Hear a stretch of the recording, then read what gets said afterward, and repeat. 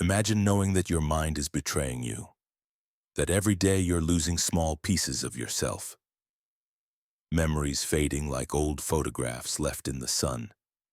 And imagine deciding that before it all disappears, you're going to fight back in the only way you know how.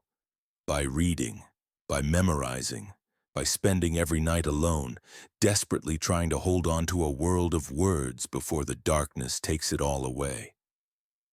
This is the story of Eleanor Morrison, a 72-year-old librarian who everyone thought had a photographic memory. They were half right.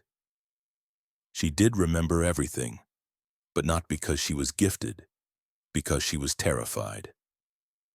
And what she was hiding from her community for 5 years will remind you that the bravest battles are often the quietest ones. If you love stories about courage, loss, and the power of knowledge, don't forget to subscribe. The Maple Falls Public Library sat on the corner of Main Street and Birch Avenue, a modest brick building that had served the small Vermont town for 93 years. It wasn't grand or modern. The carpet was worn thin in the aisles between shelves. The heating system rattled during winter. The checkout desk was the same oak counter that had been installed in 1932. But none of that mattered to the people of Maple Falls because the library had something no amount of renovation could improve. Eleanor Morrison. Eleanor had been the head librarian for 40 years. She was 72 years old, thin as a rail, with silver hair she kept in a neat bun and reading glasses that hung on a beaded chain around her neck. She wore cardigans in every color imaginable, sensible shoes, and the same calm, welcoming expression that had greeted generations of readers. But it wasn't her appearance that made Eleanor legendary in Maple Falls. It was her mind, her impossible, inexplicable, absolutely extraordinary mind. Eleanor Morrison remembered everything. Every book in the library's collection of 23,000 volumes. Every patron who had walked through those doors in 4 decades. Every conversation, every request, every story. If you asked her, "Eleanor, I'm looking for that book about the woman who traveled across Africa in the 1920s," she would immediately respond, "West with the Night by Beryl Markham. Biography section, 3rd shelf from the top, 4th book from the left, published in 1983 edition with the blue cover." If a student needed a quote from To Kill a Mockingbird for an essay, Eleanor could recite the passage from memory, tell them the page number, and suggest 3 other books that explored similar themes. If someone mentioned they had enjoyed a mystery novel 5 years ago but couldn't remember the title, Eleanor would say, "That was The Cuckoo's Calling by Robert Galbraith. You checked it out on March 14, 2018. You might also enjoy Tana French's work. Start with In the Woods. People came from neighboring towns just to witness it." They would test her, pulling random books off shelves and asking her to identify them without looking at the spine. She never failed. They would ask about obscure details from novels she must have read decades ago. She knew them all. "It's like having a human Google," teenagers would joke. But better, because she actually understands the books. Parents would bring their children to meet her, the way you might bring them to meet a local celebrity. "This is Mrs. Morrison. She's read every single book in this library. Isn't that amazing?" Eleanor would smile kindly and say, "Not quite every book, but I'm working on it." It was a running joke in town. Eleanor Morrison, the walking encyclopedia, the librarian who never forgot, the woman with the photographic memory. But here's what nobody knew.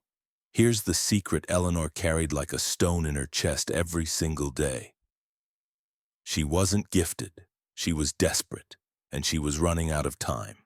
The truth began 5 years earlier, on a Tuesday morning in October when Eleanor was 67 years old. She had arrived at the library at her usual time, 8 a.m., unlocked the doors, turned on the lights, and started the coffee maker in the small staff room. Everything was normal. Everything was routine. Then she walked to her desk and couldn't remember where she kept the checkout stamps. Eleanor stood there, staring at her desk, at the drawers she had opened thousands of times, and felt a blank space in her mind where the information should have been. The stamps were in the second drawer on the right. She knew this. She had put them there herself for 15 years, but for 10 long seconds that knowledge was simply gone, replaced by a void that made her hands start to shake. The memory came back, sudden and complete, as if a light had been switched on. Second drawer, right side. Of course. Eleanor opened the drawer with trembling fingers and saw the stamps exactly where they had always been. She told herself it was nothing. Fatigue. Stress. Everyone forgets small things sometimes. It didn't mean anything. But 3 days later, she couldn't remember her sister's phone number. The sister she had been calling once a week for 40 years. She had to look it up in her contacts, staring at the number on her screen and feeling ice spread through her veins because she knew that number. She had always known that number. Then came the day she forgot where she parked her car. Then the day she called her assistant by the wrong name. Then the morning she stood in her own kitchen and couldn't remember if she had already had breakfast or just thought about having it. Eleanor Morrison was a librarian. She had spent her entire adult life working with information, organizing it, preserving it, helping others find it. She recognized patterns. She understood research, and she knew with a certainty that sat like lead in her stomach that something was very wrong. The diagnosis came on a gray morning in December in a neurologist's office that smelled of antiseptic and despair. Dr. Sarah Chen was kind but direct, the way good doctors learn to be when delivering bad news. The tests confirm early-stage Alzheimer's disease, Dr. Chen said, her hands folded on the desk between them. I'm sorry, Eleanor. I know this isn't what you wanted to hear. Eleanor sat very still, her purse clutched in her lap, and asked the only question that mattered. How long? It varies significantly between patients, Dr. Chen replied carefully. The progression can be slow or rapid. Based on what we're seeing now, I would estimate you have 5 to 8 years before the disease advances to moderate or severe stages. But that's just an estimate. There's no way to know for certain. 5 to 8 years. Eleanor was 67 years old. By the time she was 75, she might not remember her own name, might not recognize her sister, might not know that books were for reading or that the building she spent 40 years in was called a library. What are my options? Eleanor asked, her voice steady despite the earthquake happening inside her chest. Dr. Chen discussed medications that might slow the progression. Support groups, planning for the future, making arrangements while she still could. All of it washed over Eleanor like white noise because her mind was already racing ahead, already calculating, already planning. She thanked the doctor politely and left the office with a folder full of pamphlets she would never read. She drove home carefully, parked in her driveway, and sat in her car for 20 minutes, staring at nothing. Then she made a decision. If her mind was going to betray her, if everything she had ever known and learned and loved was going to be erased like words written in sand, then she would fight back the only way she knew how. She would read. She would memorize. She would fill her brain with so much knowledge, so much information, so many words and stories and facts that even when the disease took most of it, something would remain. She would not go gently into that forgetting. She would rage against it with every tool she had. That night, Eleanor Morrison returned to the library after closing time. She let herself in with her key, turned on just enough lights to see by, and walked to the fiction section. She pulled down the first book her fingers touched, Moby Dick by Herman Melville.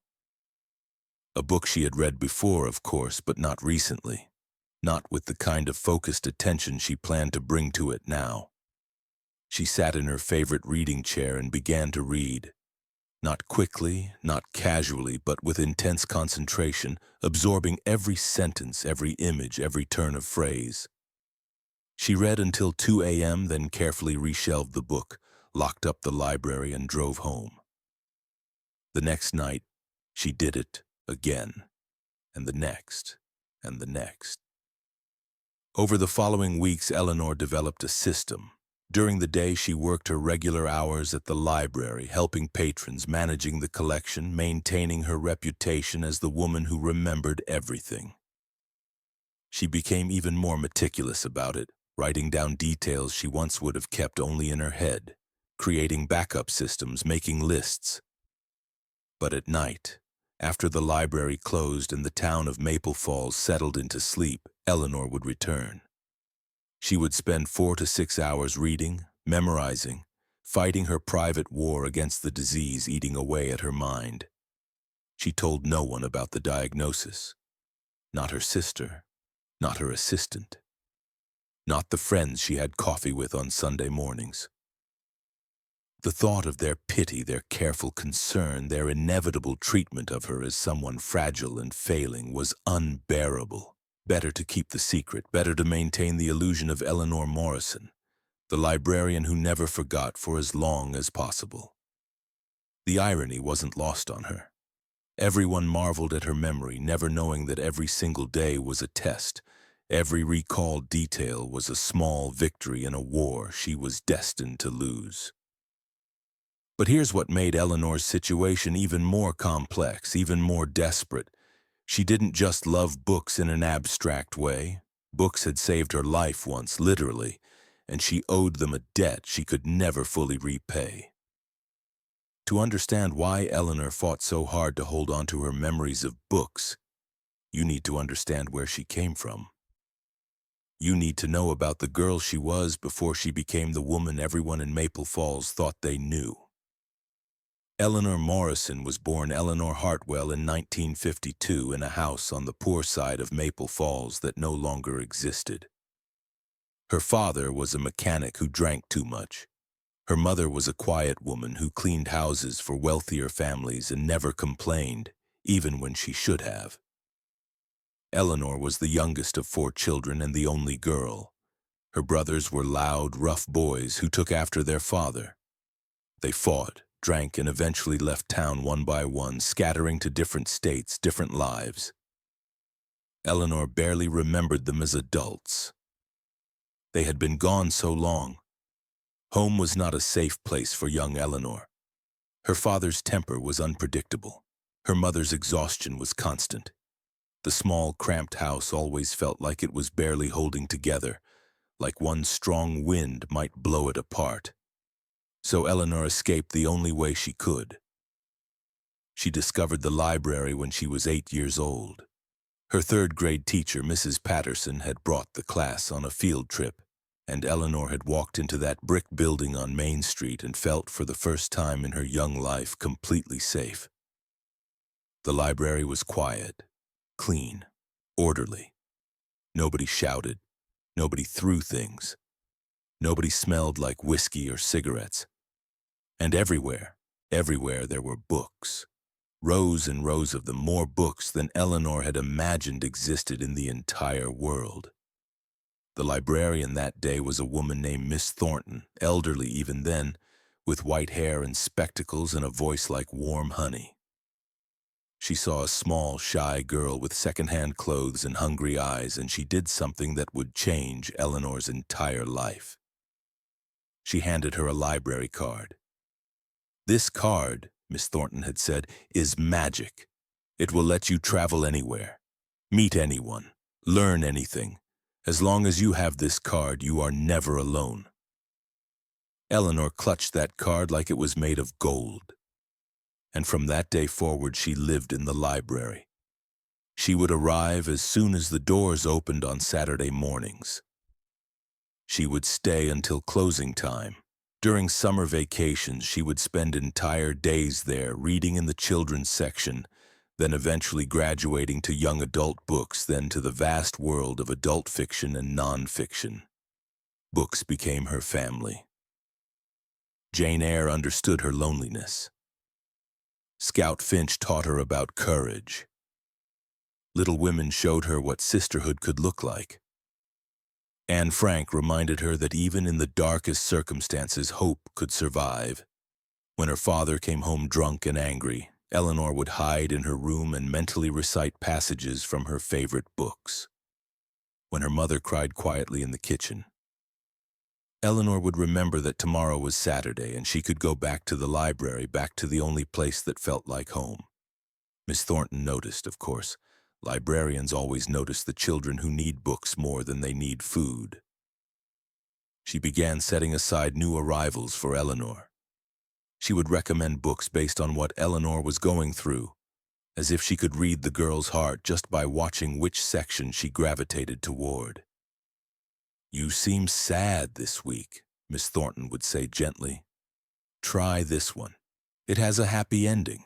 Sometimes we need to remember that happy endings exist." Eleanor never told Miss Thornton about her home life. She didn't have to. The books she borrowed told the story clearly enough.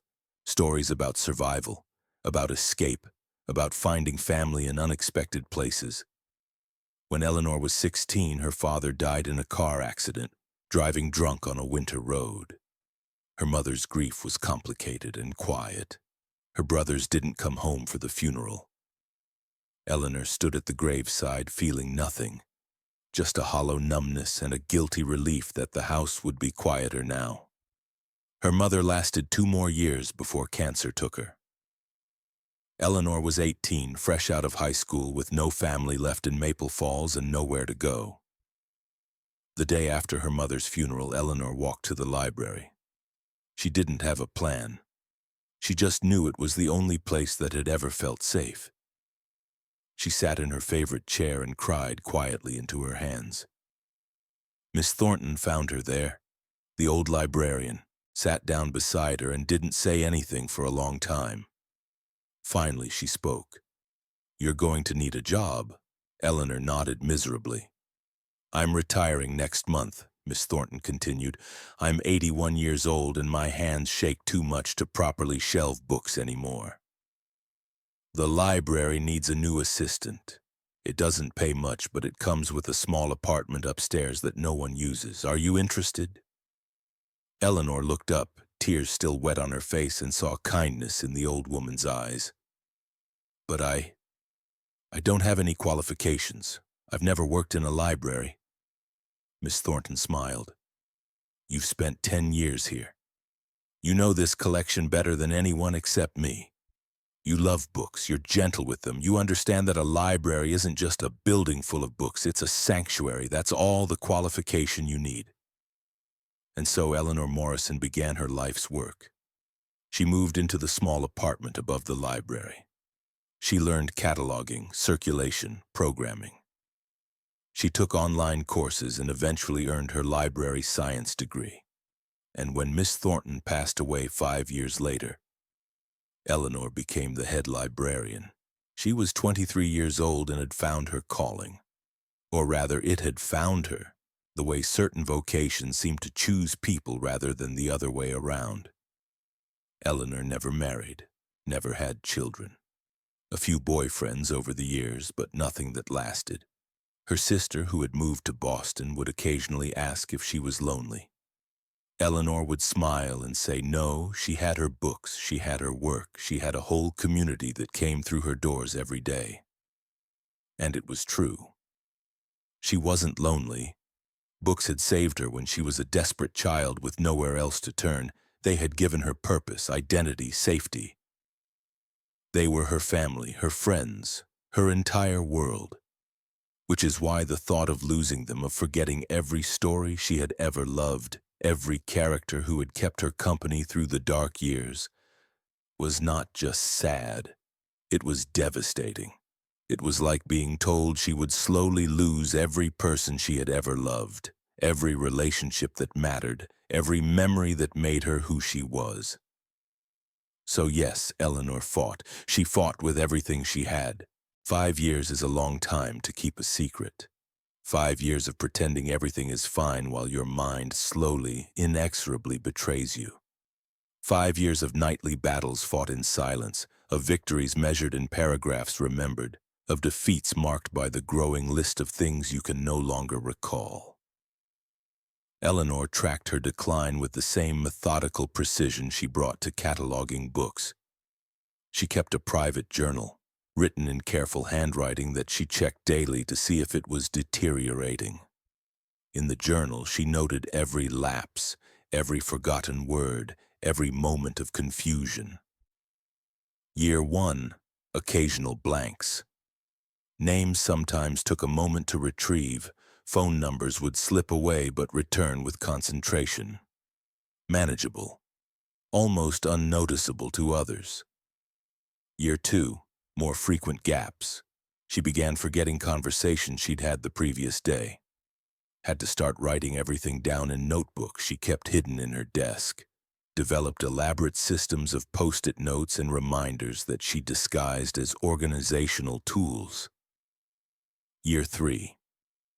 The forgetting started happening in real time. She would be mid-sentence and lose the thread of what she was saying. Would recommend a book to a patron and forget which book she meant before reaching the shelf. Started relying heavily on the computer catalog rather than her memory, something she had never needed before. Year 4. Bad days became more frequent than good days. She would arrive at the library and forget what day of the week it was. Would drive home and miss her turn because the route that had been automatic for 40 years suddenly seemed unfamiliar. The worst was when she looked at familiar faces and couldn't immediately place them. A half-second of terrifying blankness before recognition kicked in. Year 5. The year everything started falling apart. Eleanor was now 72 years old. The disease was progressing faster than the doctors had predicted. She was forgetting larger chunks of information, not just details but entire events. She would have no memory of conversations from earlier in the week. Would find notes in her own handwriting that she had no recollection of writing. And the books, her beloved books, were starting to slip away too. She could still remember plots, characters, themes. The years of nightly reading, of desperate memorization, had built a fortress of literary knowledge that the disease was slowly laying siege to. But cracks were appearing in the walls. She would start to quote a passage and realize the words were wrong, scrambled, replaced by similar phrases from different books. She would confidently direct someone to a book's location and find it 3 shelves away from where she'd said it would be. The people of Maple Falls noticed, of course they did. Eleanor Morrison was making mistakes, something she never used to do. "Are you feeling all right?" Her assistant, a young woman named Jenny, asked one afternoon after Eleanor had mixed up 2 patron accounts. "You seem tired lately." "I'm fine," Eleanor said automatically. "Just didn't sleep well last night." It was her standard excuse now. Didn't sleep well. Feeling under the weather. Need more coffee.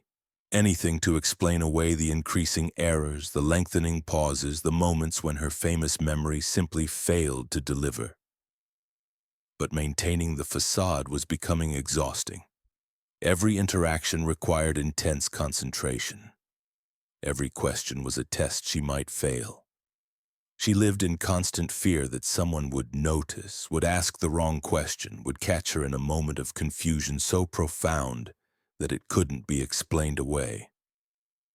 The night reading sessions, which had started as a way to fight back, had become both her salvation and her torment.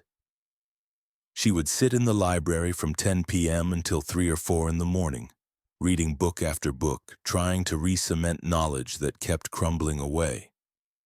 But it was getting harder. She would read a page and realize she couldn't remember what the previous page had said. Would finish a chapter and have to go back and read it again because it hadn't stuck. The effort required to absorb and retain information was increasing while her capacity to do so was decreasing. It was like trying to fill a bucket that was developing more holes every day. Still, she persisted. Because what else could she do? Surrender? Admit defeat? Tell everyone that Eleanor Morrison, the librarian who never forgot, couldn't remember what she had for breakfast? The crisis came on a Wednesday afternoon in October, exactly 5 years after her diagnosis. A teenage girl named Sophie Chen came to the library working on a research paper about World War II. Sophie had been coming to the library since she was a little girl, and Eleanor had helped her with countless school projects over the years. "Mrs. Morrison," Sophie said, approaching the desk with her usual bright smile, "I need books about the D-Day invasion. Can you help me?" Eleanor looked at the girl and felt her mind go completely, utterly blank. Not just about D-Day books, about everything. Who was this girl? Why was she here? What was the question? The blankness lasted perhaps 5 seconds. 5 seconds of pure, terrifying void. Eleanor's face must have shown her panic because Sophie's expression changed from expectant to concerned. "Mrs. Morrison, are you okay?" The information came flooding back like a dam breaking. Sophie Chen, 15 years old, loved historical fiction, working on a school paper, D-Day invasion, World War II, Normandy, June 6, 1944. "Yes," Eleanor managed, her voice shaking slightly. "I'm fine, just a headache. Let me show you what we have." She led Sophie to the history section, her legs feeling unsteady, her heart pounding. She pulled down 3 books about D-Day, handed them to Sophie, and retreated to her office, claiming she needed to take some aspirin. She sat at her desk, hands trembling, and faced the truth she had been avoiding for 5 years. She couldn't do this anymore. The secret was too big. The disease was too advanced.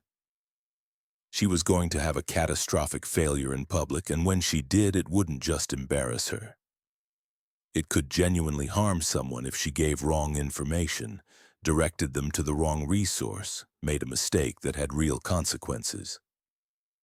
Eleanor put her head in her hands and allowed herself for the first time since the diagnosis to cry at work. That's how Jenny found her 10 minutes later. The young assistant knocked softly and opened the door to find her boss, the unflappable Eleanor Morrison, weeping into her hands. "Oh my God, Eleanor, what's wrong?" Jenny rushed to her side, kneeling beside the chair. And Eleanor, exhausted by 5 years of lies and fear and desperate secrecy, looked at this kind young woman and said the truth. "I have Alzheimer's disease. I've had it for 5 years, and I'm losing the battle." Jenny's face went through several emotions in rapid succession. Shock, disbelief, dawning understanding, and finally tears. "5 years?" Jenny whispered. "You've been dealing with this alone for 5 years?" Eleanor nodded, unable to speak past the lump in her throat. "The reading," Jenny said slowly, pieces clicking together. "You've been staying here at night. I've seen your car in the parking lot at weird hours. I thought you were just working late, but you've been reading, haven't you? Trying to remember everything before you forget it all." "Yes," Eleanor said simply. Jenny sat back on her heels, wiping her eyes. "Why didn't you tell anyone? Why didn't you tell me?" "Because I didn't want to be treated like I was broken," Eleanor said. "Because this library is all I have. These books are all I have. And I knew that once people found out, everything would change. They would look at me differently. They would doubt everything I said. They would start planning for my replacement. I couldn't bear it." "Eleanor," Jenny said gently, "you need to tell the library board. You need support. You can't go through this alone." "I know," Eleanor admitted. "I know I can't hide it much longer. But I'm so scared, Jenny. I'm scared of what comes next. I'm scared of forgetting everything I've ever loved. I'm scared of becoming someone I don't recognize." Jenny took Eleanor's hands in hers. "You're the bravest person I know. You've been fighting this disease by yourself for 5 years while still showing up every day to help other people. That's incredible. But you don't have to do it alone anymore. Let people help you. Let me help you." Eleanor looked at this young woman who had worked beside her for 3 years, who she had trained and mentored, who represented everything good about the next generation of librarians. And she realized that maybe, just maybe, it was time to stop fighting alone. "Okay," Eleanor said quietly. "Okay." The news spread quickly through Maple Falls, the way news always does in small towns. Within a week, everyone knew that Eleanor Morrison, their beloved librarian, had Alzheimer's disease and had been hiding it for 5 years. The response was overwhelming. People brought flowers to the library, left cards at the desk, stopped Eleanor on the street to hug her and tell her how much she meant to them. The library board held an emergency meeting and unanimously voted that Eleanor could work as long as she was able and wanted to, in whatever capacity felt comfortable. But more than that, the community began to understand what Eleanor had been doing all those nights alone in the library, and they were stunned. "She was trying to memorize the entire library?" Old Mr. Patterson asked Jenny, his voice filled with wonder. "Every book," Jenny confirmed. "She's been reading 4 to 6 hours every single night for 5 years, trying to hold on to the knowledge before the disease takes it away." "That's—" Mr. Patterson couldn't finish the sentence. He just shook his head, tears in his eyes. A reporter from the local newspaper asked to interview Eleanor. She reluctantly agreed, and the resulting article, titled "The Librarian's Last Stand," was picked up by regional papers, then national ones. Within days, Eleanor's story had gone viral. People across the country were moved by the image of an elderly librarian, alone in a dark library at 3 a.m., reading desperately, fighting a losing battle against a disease that would eventually erase everything she had spent a lifetime learning. The letters started arriving by the hundreds, from people who had lost loved ones to Alzheimer's, from caregivers who understood the desperate desire to hold on to what was slipping away, from readers who had been saved by books the same way Eleanor had been. One letter from a woman in Oregon read, "My mother had Alzheimer's. In her final years, she couldn't remember my name or my face. But when I read to her from her favorite novels, I would see recognition in her eyes. The stories stayed when everything else was gone. Thank you for reminding me that the fight to remember is worth it, even when we know we'll lose." Another from a librarian in Texas. "You've shown the world what we already knew, that libraries aren't just buildings with books, they're sanctuaries, they're homes for people who need them. And librarians aren't just people who check out books, they're guardians of knowledge, of memory, of humanity itself. Thank you for fighting so hard to protect what you love." The attention was overwhelming for Eleanor, who had spent her life trying to be invisible, trying to disappear into the background while the books took center stage. But Jenny helped her navigate it, screening calls, managing interview requests, and most importantly, making sure Eleanor didn't feel pressured to be anything other than herself. "You don't owe anyone your story," Jenny would remind her. "You've already given enough." But Eleanor found that sharing her experience, talking openly about the disease she had hidden for so long, was strangely liberating. The shame she had felt, the terror of being seen as diminished or broken, began to fade, because the people who reached out to her didn't see her as less than she had been. They saw her as extraordinary. A neuroscientist from Johns Hopkins contacted the library asking if he could study Eleanor's case. He was fascinated by her strategy of intensive reading and memorization and wanted to understand if it had actually slowed her cognitive decline. "What you've been doing," Dr. Martinez explained during their first meeting, "is a form of cognitive reserve building. By constantly challenging your brain, by filling it with complex information and forcing it to create new neural pathways, you may have actually delayed the disease's progression." "Did it work?" Eleanor asked. Dr. Martinez smiled gently. "You were diagnosed 5 years ago with an aggressive form of early-onset Alzheimer's. The doctors predicted moderate to severe decline by now. Yet your cognitive testing shows you're still in early to moderate stages. You can still read, still comprehend complex ideas, still communicate clearly. Based on the typical trajectory of this disease, you should be much further along. So yes, I believe your reading, your desperate campaign to remember did make a difference. Eleanor felt tears prick her eyes. But I'm still forgetting. Every day I lose more. Yes, Dr. Martinez said honestly. You are, and you will continue to. But you bought yourself time. You gave yourself years of quality life that you might not have had otherwise. That matters. That's a victory, even if it doesn't feel like one.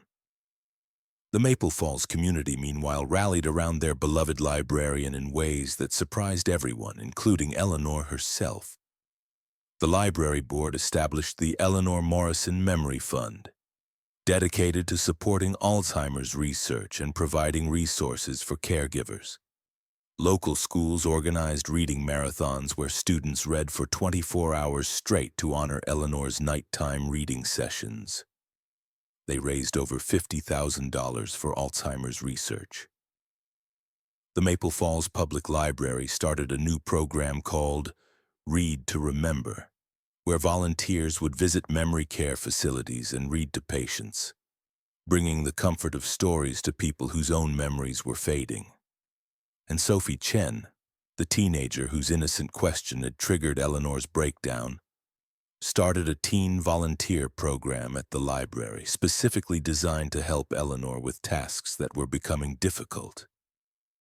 You helped me with so many school projects, Sophie told Eleanor. Now it's my turn to help you. Eleanor's role at the library evolved. She could no longer manage the circulation desk or catalog new arrivals with the precision she once had. But she became something else, a storyteller, a reading advocate, a living reminder of why libraries and books matter. She would sit in the children's section and read to kids, her voice still strong even as her memory weakened. She would recommend books to patrons, sometimes forgetting titles but never forgetting the feeling a book could evoke, the comfort or excitement or wonder it could bring. I'm looking for something that will make me believe in magic again, a woman in her 40s told Eleanor one afternoon, her voice heavy with life weariness. Eleanor couldn't remember specific titles. The detailed catalog in her mind was fragmenting, breaking apart. But she could remember feelings. She could remember what it felt like to be saved by a book. You need a story about ordinary people discovering they're capable of extraordinary things, Eleanor said. Something with hope, but also honesty. Jenny, can you find us some options in that vein? Jenny, who had become Eleanor's partner rather than her assistant, pulled several books that fit the description. The woman left with 3 novels that would, she later reported, help her through one of the darkest periods of her life. This became Eleanor's new gift. Not perfect recall, but perfect understanding of what books could do for people, what they could heal, what doors they could open. 18 months after her secret was revealed, Eleanor celebrated her 74th birthday with a party at the library attended by what felt like the entire town. There was cake and balloons and a proclamation from the mayor declaring it Eleanor Morrison Day in Maple Falls. But the best gift came from the children. Led by Sophie Chen, now 17 and preparing for college where she planned to study library science, a group of students had worked for months on a special project. They presented Eleanor with a book, not a published book, but a handmade one, bound in leather, filled with hundreds of pages of handwritten text.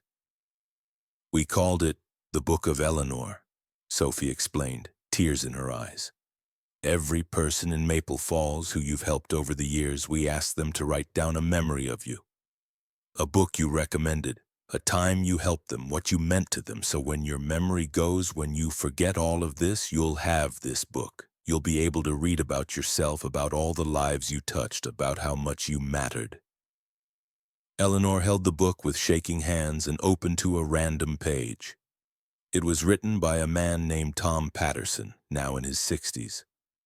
I was 9 years old when my parents died in a car accident. I was sent to live with my grandmother in Maple Falls, angry and lost and alone. Mrs. Morrison gave me a library card and told me that books were friends who would never leave me. She was right. She recommended Where the Red Fern Grows. And I cried for the first time since losing my parents. That book and Mrs. Morrison's kindness helped me grieve. I'm 59 now, and I still have that library card. Thank you, Eleanor, for seeing a broken boy and knowing exactly what he needed.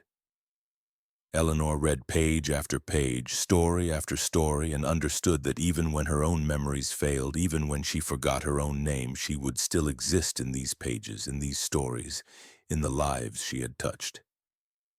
The disease continued its relentless progression. By 75, Eleanor could no longer work at the library, even in a limited capacity. She moved into an assisted living facility that specialized in memory care, the same facility where Miss Thornton had spent her final years decades earlier. Jenny visited every single day, often bringing books to read aloud. Sophie visited during college breaks, telling Eleanor about her library science classes, about how she wanted to be just like Eleanor when she graduated. On good days, Eleanor would recognize them. On bad days, she wouldn't remember their names but would still smile when they read to her, still respond to the sound of familiar stories. The Maple Falls Public Library kept a photo of Eleanor at the circulation desk, along with a plaque that read, Eleanor Morrison, Head Librarian, 1975 to 2024. She taught us that the bravest fight is the quiet one, and that knowledge is worth defending until our very last breath. Eleanor Morrison passed away peacefully in her sleep at the age of 78, 3 years after moving into memory care. In her final months, she had forgotten almost everything. Her sister's name, her own history, the faces of people who visited her daily. But here's what she never forgot. Stories. Even in the advanced stages of Alzheimer's, when she couldn't remember what she had eaten for breakfast or recognize her own reflection, Eleanor would respond to books being read aloud. Her eyes would focus. Her agitation would calm. And sometimes, in moments that seemed almost miraculous, she would whisper along with familiar passages, her mind reaching into some deep reservoir where the words still lived. Tell me about the rabbit, she would say, and Jenny would know she meant Watership Down. The Mockingbird story, she would request, and Sophie would read from To Kill a Mockingbird. The stories stayed when everything else was gone. The books she had fought so desperately to remember remained not in perfect detail, but in essence, in feeling, in the way they had always mattered. Her funeral was held at the library, in the main reading room, surrounded by the books she had loved and protected. Hundreds of people attended, many holding copies of books Eleanor had recommended to them over the years. Jenny gave the eulogy, her voice breaking as she spoke. Eleanor once told me that books saved her life when she was a child, that this library was her sanctuary. And when Alzheimer's threatened to take that away from her, when it threatened to erase every story she had ever known, she fought back with everything she had. She spent 5 years reading at night, trying to memorize the world before it disappeared. Some might say she lost that fight, but I disagree. Eleanor taught us that the fight itself matters, that standing up against the darkness, even when you know you'll eventually lose, is its own kind of victory. She showed us that love of knowledge is worth defending, that books matter, that memory matters, that people matter. Sophie spoke next, now a recent graduate with her library science degree, already hired to work at the Maple Falls Public Library in the position created in Eleanor's honor. Mrs. Morrison gave me the book of Eleanor to remind her of who she was, Sophie said, holding up the handmade volume. But she didn't need it. Because who she was isn't contained in memories or facts or perfect recall. Who she was is contained in all of us. Everyone she helped, every book she recommended, every child she taught to love reading, every person she saw when they felt invisible. She lives in us, and she always will. The library established a permanent memorial. Eleanor's old reading chair, placed in a quiet corner with a small brass plaque that read, "Eleanor's chair, reserved for those who need stories most." Next to it, they placed a bookshelf containing Eleanor's favorite books, each one with a handwritten note from Eleanor about why she loved it. Notes she had written during her good years, knowing they would outlast her memory.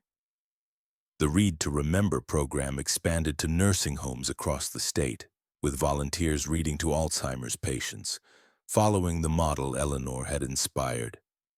Studies showed that patients who received regular reading sessions showed improved mood, reduced agitation, and moments of clarity that brought comfort to grieving families. And late at night, when the library was closed and the building was quiet, some people swore they could still feel Eleanor's presence. Not in a ghostly way, but in the sense that certain places hold the essence of people who loved them deeply. The library had been Eleanor's home, her sanctuary, her battlefield, and some part of her would always remain there, among the books she had fought so hard to remember. Eleanor Morrison's story reminds us of something we often forget in our fast-paced digital world, that the things worth knowing are worth fighting for. That memory, whether personal or cultural, matters profoundly. That books are not just entertainment but lifelines, especially for those who have nowhere else to turn. She spent 5 years engaged in what seemed like a futile effort, trying to memorize libraries worth of knowledge that Alzheimer's would eventually erase. Some might call that tragic. Some might call it pointless. But here's what Eleanor understood that the rest of us often miss. The act of fighting matters more than the outcome. The decision to rage against the dying of the light, even knowing you'll lose, is what makes us human. Eleanor didn't remember those books perfectly at the end. She didn't retain every plot, every character, every beautifully crafted sentence, but she experienced them fully, completely, with an intensity and appreciation that most people never achieve. She loved those books enough to fight for them, and in doing so, she showed us all what devotion looks like. Her legacy isn't perfect memory, it's perfect love. Love of knowledge, love of stories, love of the written word that has carried humanity through its darkest hours and highest triumphs. And perhaps most importantly, Eleanor taught us to see the invisible people around us. The quiet librarians, the elderly caregivers, the people fighting private battles we know nothing about. She reminded us that extraordinary courage often looks like simply showing up day after day, even when everything inside you is falling apart. The next time you walk into a library, take a moment to really see the person at the desk. Ask them about their favorite book. Thank them for the work they do. Because you never know what battles they're fighting, what knowledge they're protecting, what quiet heroism they're demonstrating just by being there. Eleanor Morrison was a librarian who memorized books to fight Alzheimer's. But more than that, she was a reminder that the human spirit, when faced with inevitable loss, can still choose grace, can still choose fight, can still choose to matter. And in the end, that's the only story that truly counts.